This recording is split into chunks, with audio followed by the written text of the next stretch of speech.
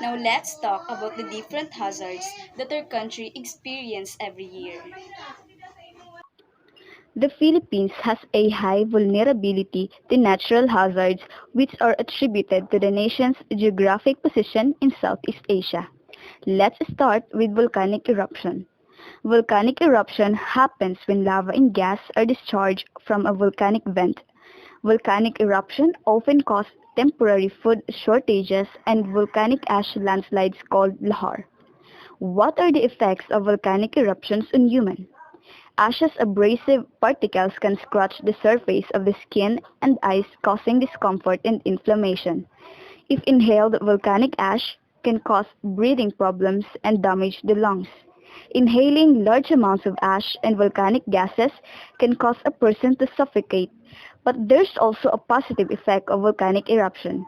The lava and ash deposited during an eruption breaks down to provide valuable nutrients for the soil. This creates very fertile soil which is good for agriculture. What to do before, during, and after a volcanic eruption. First, evacuate immediately if you live or staying within the radius of affected areas. Second, stay tuned to national news and your local community's channels to be on top of the situation and stay informed with local safety plans and evacuation areas. Third, charge your electronics, and lastly, prepare a go bag in case of evacuation. We're done with volcanic eruption and now let's proceed to landslide. A landslide is defined as the movement of a rock, debris, or earth down a slope. The effect of landslide on humans are property damage, injury, and even death. Water supplies, fisheries, sewage disposal systems, forests, dams, and roadways can be damaged and affected for years. Landslide preparedness. Learn and be alert to early warning signs. Evacuate immediately if landslide is likely. If you cannot evacuate and are inside, curl into a ball and protect your head. Prepare for secondary risks such as flooding, downed floor lines, and damaged buildings. Avoid building near steep slopes, close to mountain edges, near drainage ways along natural erosion valleys. Become familiar with the land around you. Learn whether landslides have occurred in your area by contacting local officials. Let's move on to our last disaster, which is the earthquake. Earthquake is the result of a sudden release of stored energy in the Earth's crust that creates seismic waves. Earthquakes are accordingly measured with a seismometer, commonly known as a seismograph.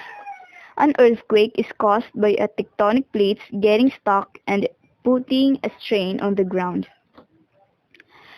A powerful earthquake can destroy buildings, factories, shops, roads, bridges, and school facilities. This caused many people to become homeless. Furthermore, earthquakes can cause disruption to public services like transport systems and communication connections.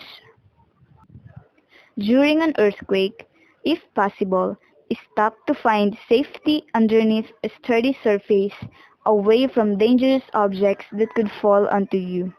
Drop, cover your head while holding onto your covering until the shaking stops. What should we do after the earthquake? First, be prepared for aftershocks. Second, listen to the radio or television for information from authorities. Place telephone receivers back in their cradles. Only make calls if requiring emergency services. Third, put on sturdy shoes and protective clothing to help prevent injury from debris, especially from broken glass. Next, check your home for structural damage and other hazards. If you suspected your home is unsafe, do not re-enter. Last, if you have to leave your home, Take your emergency kit and other essential items with you. Post message in clear view indicating where you can be found, or do not waste food or water as supplies may be interrupted. So that's the end of my presentation about the hazard that our country experiences every year. Thank you.